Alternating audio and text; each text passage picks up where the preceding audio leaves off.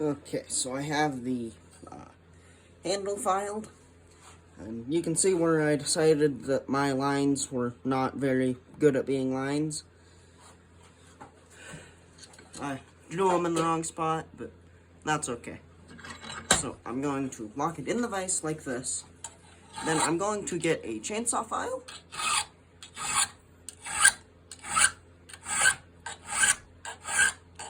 And run it along the curves, because a regular file is a little too big for getting the curves. The tip is always the hardest part, because it's gonna bend a little. Then I'm going to just run this along here until I decide that it's about halfway. Then I'm going to flip it over in the vise, so I'm getting the other side,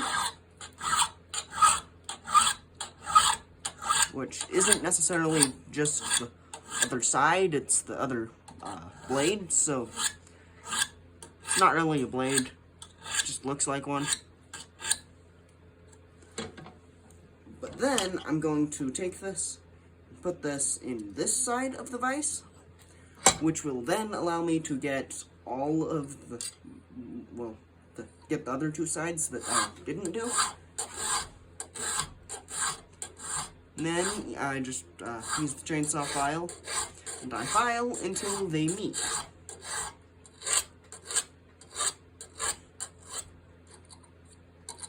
And again, the tip is always going to be the hardest part, because it's going to bend a little.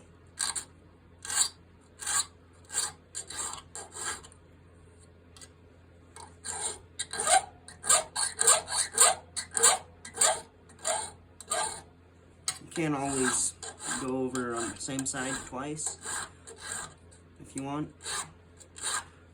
And if you go along the other side like this, you'll just make sure that your file lines are meeting, which will make it look like it has an edge, but it actually won't.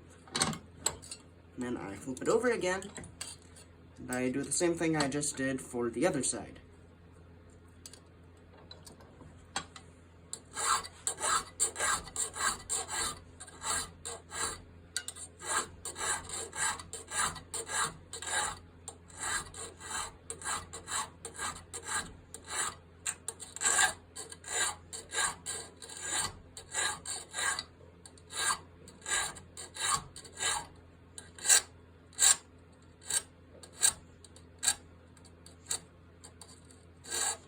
As always, the tip is a little non-cooperative.